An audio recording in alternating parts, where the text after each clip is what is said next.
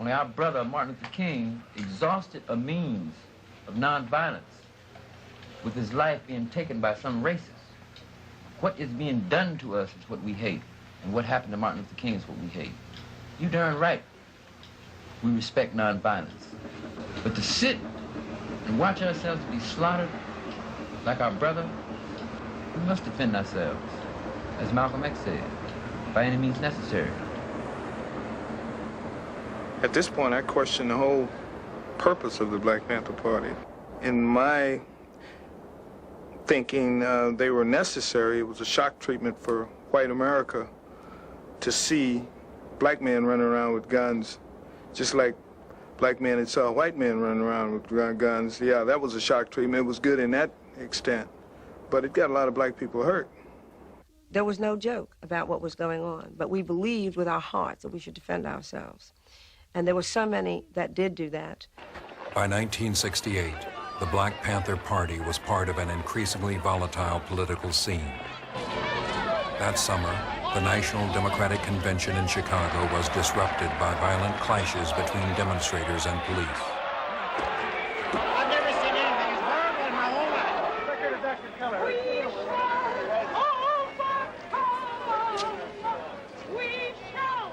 The war in Vietnam polarized the nation, and the political and racial upheaval at home soon became an issue in the presidential campaign. This is a nation of laws, and as Abraham Lincoln has said, no one is above the law, no one is below the law, and we're going to enforce the law, and Americans should remember that if we're going to have law and order. I think it's fair to say that as the Nixon administration came into office, as we came into office in 1969, there certainly was a strong perception of radicalization. In Chicago and in other cities, FBI Director J. Edgar Hoover expanded surveillance of organizations in the black community, especially the Black Panther Party.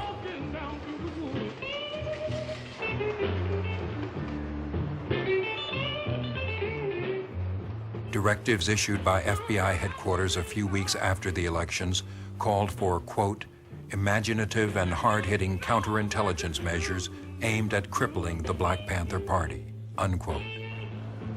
On Chicago's west side, the Panthers had just opened their first office in Illinois. Well, the thing that I really loved about the Black Panthers is that they refused to be ignored.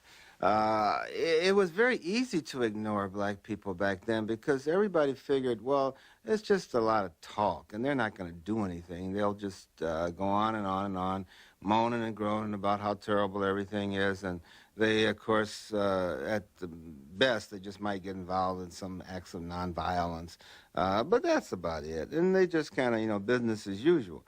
You couldn't have business as usual with the Black Panthers. The Black Panthers were definitely going to be heard. So we always say the Black Panther Party that they can do anything they want to us. We might not be back. I might be in jail. I might be anywhere. But when I leave, you can remember I said with the last words on my lips that I am a revolutionary. And you're going to have to keep on saying that. You're going to have to say that I am a proletarian. I am the people. I'm not the pig. You've got to make a distinction. And the people are going to have to attack the pigs. The people are going to have to stand up against the pigs. That's what the Panthers are doing. That's what the Panthers are doing all over the world. Fred Hampton, a former NAACP youth organizer, became at age 20 chairman of the Illinois chapter of the Black Panther Party. The Panthers program drew mixed reactions in Chicago's black community. Many black people initially was very, very afraid of the Black Panther Party. I understood where they were trying to go politically and felt that they had to change things. And when I talk about fear, I was afraid they weren't going to do it right. And I was always trying to cool them out and say, that's not the right way to go. They were too direct. You could tell that this was a movement that was very meaningful to them. And none of them was suicidal, so it wasn't like they were out there trying to figure out a way to get killed. But they did honestly and truly believe in power to the people. I mean, that was their slogan. Here you found some brothers and sisters saying, first, you know, look, the United States Constitution guarantees us the right to bear arms and to protect ourselves. And we understand that we need protection in the black community. And it's our responsibility to protect black women and black children, not the police, because the police is not here to serve and protect us, only to continue to enslave us. It is our responsibility to see to it that our people have a decent place to live, decent food to eat, and quality health care, not the system. So that frightened a lot of people. I mean, they didn't think that it could happen. They didn't think that it was right. People learn by example. I don't think anybody has an argument with that. I think that when Huey P. Newton said that people learn basically by observation and participation, I think that everybody caught on to that. So what we're saying very simply is that if they learn by observation and participation, that we need to do more acting than we need to do writing. And I think the Black Panther Party is doing that. That we didn't talk about a Breakfast for Children program, we've got one. Come on in, little brother. Come on in, little sister. Y'all can sit down and get something to eat. Y'all take off y'all's coat. Sit down, man. Everybody's gonna eat. Y'all can eat as much as y'all want. The new Breakfast for Children program soon attracted the attention of the FBI. Claiming the program served to indoctrinate children, the Bureau directed field officers to, quote, formulate specific counterintelligence techniques to disrupt this nefarious activity, unquote. The FBI stepped up its efforts to recruit blacks to infiltrate the Black Panther Party. My recruitment by the FBI was very efficient, very simple, really. I'd stolen a car and went joyriding over the state limit, and they had a potential case against me, and I was looking for an opportunity to work it off. And a couple of months later, that opportunity came when FBI agent Roy Mitchell asked me to go down to the local office of the Black Panther Party and try to gain membership. I think everyone that was in the Black Panther Party kind of understood it was a given that we would have wiretaps, that we would be followed, that we would be harassed, we'd be locked up, that we would even be beaten by the police. In the winter of 1969, law enforcement agencies launched efforts to undermine an attempted coalition between the Black Panther Party and the Blackstone Rangers, a Chicago gang. The Panthers were pursuing an ideology that said we need to take these young minds, this young energy, and turn it into part of our movement in terms of black liberation and the rest of it. And I saw a very purposeful, intentional effort on the part of the police department to keep that head from hooking up to that body. It was like, you know, do not let this thing become a part of what could ultimately be a political movement, because that's exactly what it was. FBI agents wrote an anonymous letter to Jeff Fort, the leader of the Blackstone Rangers, warning Fort that the Panthers have, quote, a hit-out for you, unquote. The Bureau knew that the information was false, but believed that Fort might take retaliatory action against the Panthers. Meanwhile, city officials announced a crackdown on gangs. Would you say that street gangs can do no good? Is that what you would say? No, I wouldn't say that. I think that the energy of youth properly directed could be a tremendous betterment, could lead to a tremendous betterment of our city and the individuals' progress themselves. I'm complaining about the misdirection. I'm complaining about the fact that 620 out of 693 shooting victims are black themselves. And I think that's a tragedy. That is where black genocide is occurring here. The Chicago police expanded their anti-gang campaign to include the Black Panther Party. In late May, Fred Hampton was sent to prison. He had been convicted on a charge of stealing $71 worth of ice cream bars. We tried to develop negative information to discredit him, just like we did everybody else. We, meaning the FBI, I tried to come up with signs of him doing drugs or something, and never could. He was clean. He was dedicated. I've had private conversations with him. We got along pretty well. While Fred Hampton was in prison, a police raid on the Panther office turned into a shootout.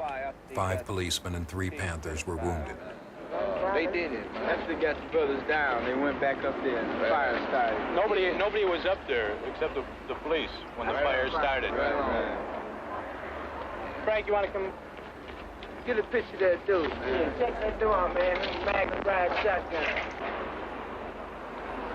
They shot up the door at the office there, arrested some Panthers.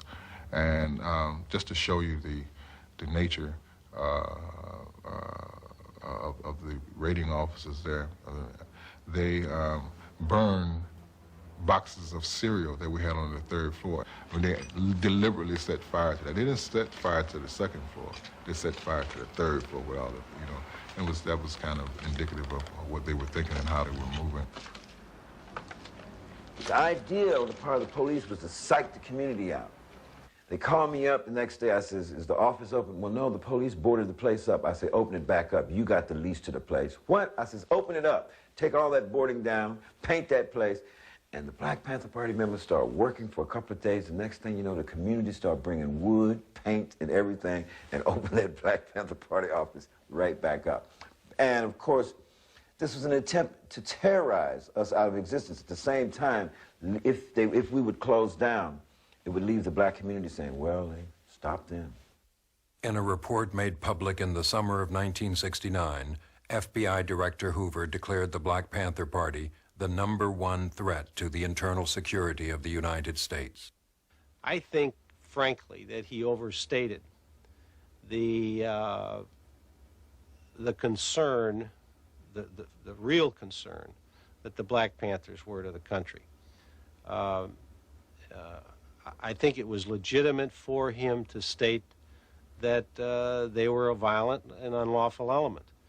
But referring to them as the most dangerous or most important, and I don't remember exactly the words he used, the greatest threat to the United States at that time, I think was an overstatement.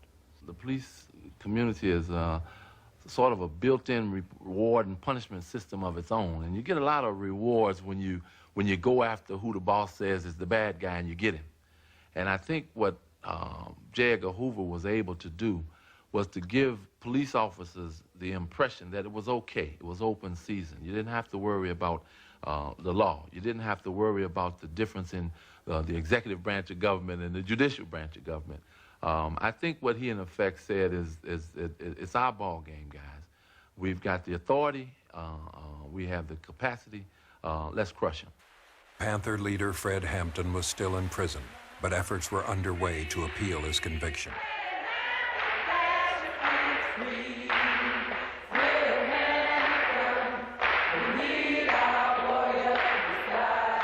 We were successful, and we got him out of jail towards the end of that summer because a Supreme Court justice in the state of Illinois looked at what kind of a person he was, looked at the kind of case it was, and gave him appeal bond. That's the first time I saw Fred Hampton, and I was in a young white student in a predominantly black church, full to the rafters, welcoming Fred Hampton back. Okay, you can put your hands down now. We say all power to all people. We say white power to white people.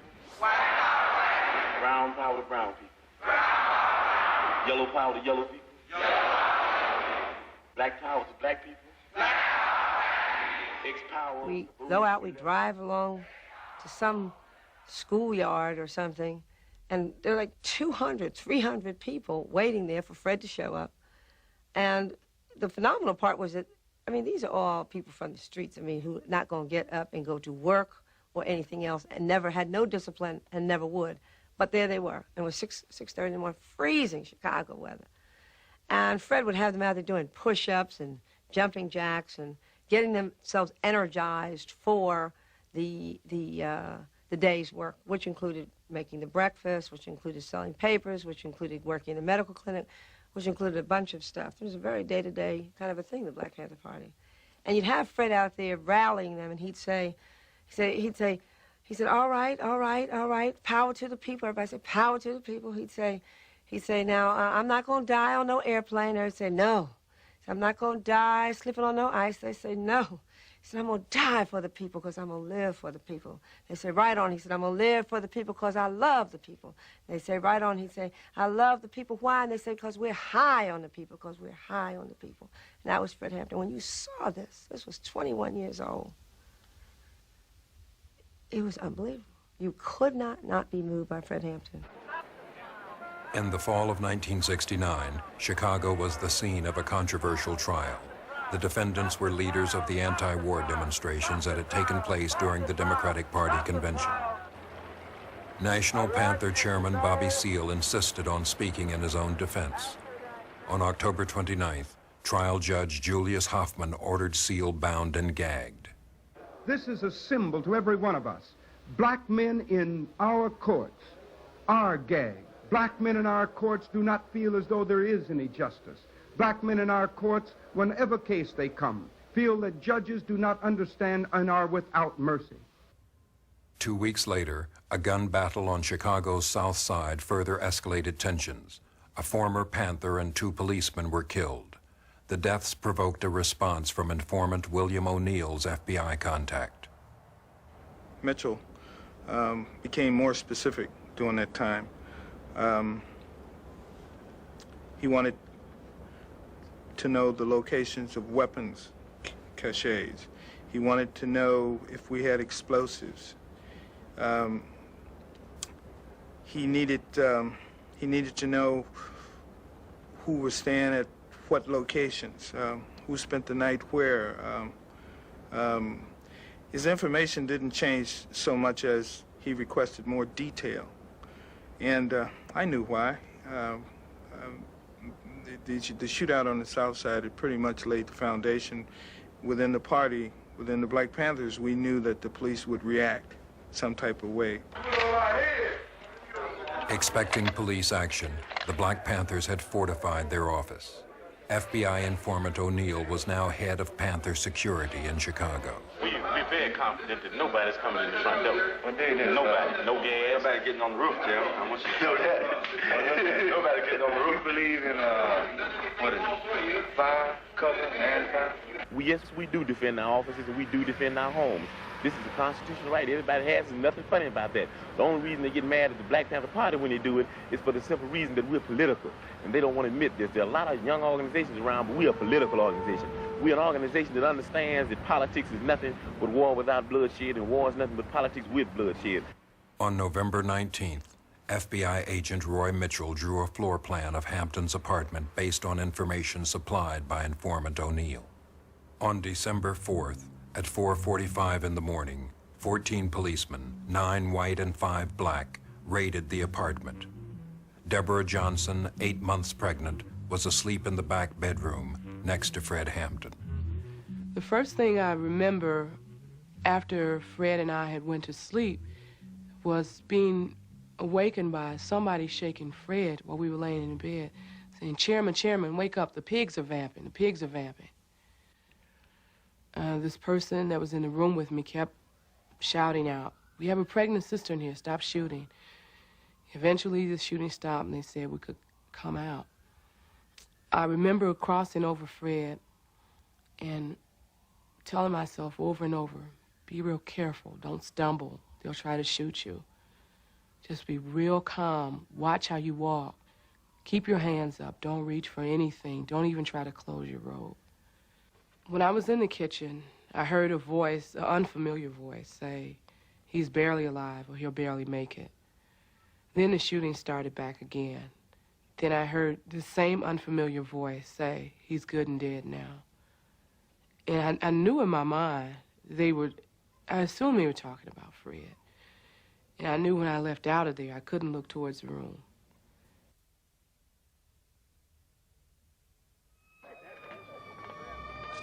Party leaders Mark Clark and Fred Hampton were killed in the raid. 4 of the 7 surviving occupants of the apartment were wounded. All were charged with assault and attempted murder. When they locked me up at the police station, I kept begging them for a call, to make one call. I called, I think, the office, the Black Panther office, and I spoke to Bobby Rush, and he told me that Fred was dead. Fred had been killed. And I remember walking out of the office and looking through a little clearing over on the next block, which was right in front of the Monroe Street address, and seeing a lot of police cars over there. And at that time, Bobby Rush came to the office. He had just come from over there, or maybe the coroner's office. In any case, we walked back over there, and we both were speechless. We just walked through the house and saw what had taken place and where he died, and it was shocking. And then I was, I just began to realize that the information that I supplied leading up to that moment had facilitated that raid. I knew that indirectly I had contributed, and I felt it, and I felt bad about it. And then I got mad. I had, and then I had to conceal those feelings, which made it worse. I couldn't say anything. I just had to continue to play the role. FBI headquarters authorized payment of a $300 bonus to informant William O'Neill for, quote, uniquely valuable services which he rendered over the past several months, unquote. They came in our community just like a thief in the night, and they just snatched Fred's life just like that, and it's just like, why? This brother, they have done nothing to none of you all. The only thing that this brother has done was to instill a sense of pride and dignity and self-determination in his people. State's Attorney Edward Hanrahan gave an official account of the raid to the press. As soon as Sergeant Daniel Groth and officers James Davis, who were leading our men, announced their office, occupants of the apartment attacked them with shotgun fire. The officers immediately took cover. The occupants continued firing at our policemen from several rooms within the apartment. Thereafter, 3 times, Sergeant Groth ordered all his men to cease firing and told the occupants to come out with their hands up. Each time, one of the occupants replied, "Shoot it out," and continued firing at the police officers. The press at the beginning had taken Hanrahan's line. This was a shootout. 200 shots were fired. The Panthers fired half of them. Nobody was really challenging that, except a young Sun-Times reporter by the name of Brian Boyer, who went down there and he saw the evidence. And it didn't take a genius to look at what was there and see that all the bullets were going in one direction, and all those bullet holes were pointing towards Fred Hampton's bedroom and the middle bedroom where Verlina and Doc Satchel and everyone was. Conflicting descriptions of the raid made headlines in the Chicago papers. The account that we made public yesterday gives a detailed explanation of what happened in that apartment. I stand wholeheartedly behind it as absolutely accurate. There is one inconsistency in, well, for example... I do not intend to quibble about that account. You intend to get at the truth? The account that we gave of the events is the truth. State's Attorney Hanrahan supported his account with photographs intended to prove the Panthers had fired at the police. We went, took those pictures, and saw they weren't what they appeared to be. The back door, the circles around the bullet holes, they turned out to be nail heads. We went and we saw that they were nail heads because we had possession of the apartment. As far as the door that the Panthers were really supposedly firing into, that turned out to be the bedroom door, and it was a door that the police had made into Swiss cheese with their machine gun bullets. The controversy grew. This blatant act of legitimatized murder strips all credibility from law enforcement. In the context of other acts against militant blacks in recent months, it suggests an official policy of systematic repression. The Black Panthers preach every day, hate, kill Whitey, kill the police, kill the pigs, hate, hate, hate. That's all you hear from them. Did they expect those police officers to walk into that apartment with pea shooters? You've seen the guns that were there. What were they there for? Members of the Black Panther Party were taking people from the community through the apartment so they can actually see what was going on. People were able to go through the house, and they were lined up all around the block in the cold, in the wintertime, to see what actually happened. Don't touch nothing, don't move nothing, cause we want to keep everything just the way it is. Don't touch no walls. This here is the room where the first brother Mark Clark was murdered at. Even if they want to take somebody to jail, it would be a simple matter of just shooting some tear gas in here to draw everybody out. Right on. This is where our chairman had his brains blown out, and he lay in his bed, sleeping at 4:30 in the morning. I think that the police waited till the 17th of December to actually seal that apartment. So it was open for almost 2 weeks. And we spent a better part of those 2 weeks getting that evidence out of there. And so we would be talking to people when they went through, and so while we were working, there'd be people walking through constantly. And I'll never forget, I don't know what day it was or what, but I just remember some older black woman coming through there, shaking her head and going, "It's nothing but a northern lynching." The people who had just come purely out of curiosity were saying, this is atrocious. This, even law and order people were saying, this is unlawful and it's disorderly. And it's obviously not part of what I want to condone in terms of my law enforcement or my taxes to be protected. This is not the police function here. People realized that there had been a trial, a conviction, and an execution in that house. You know, it can happen to any of us. And that was fear, shame, you know, sorry. What could we do? Why couldn't we have protected Fred? I wish I knew how it would feel to be free. I wish I could break all the chains holding me. I wish I could say all the things that I should say. I had a mass for Fred, and I was just shattered. I was devastated. And in the midst of this mass, I was trying to explain to our children, because we had all the school children there, all 1,300, and I was trying to explain to them the importance of Fred. And I wasn't getting through, and at least I felt like I wasn't getting through. And in the midst of my explanation, I just burst into tears. And the next thing I knew, here was one of our 8th grade boys. He jumped up and he said, "I am Fred Hampton." And then a girl in 6th grade, she jumps up, "I am Fred Hampton." Another kid in 1st grade, "I'm Fred Hampton." And before you knew it, the whole church, kids were all shouting, "I am Fred Hampton."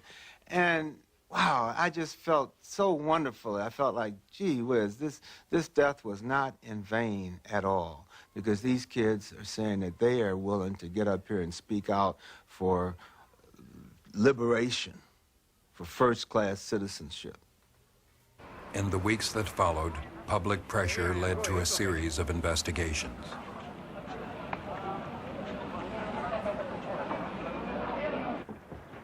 An FBI ballistics expert established that all but one of the more than 90 shots had been fired by the police.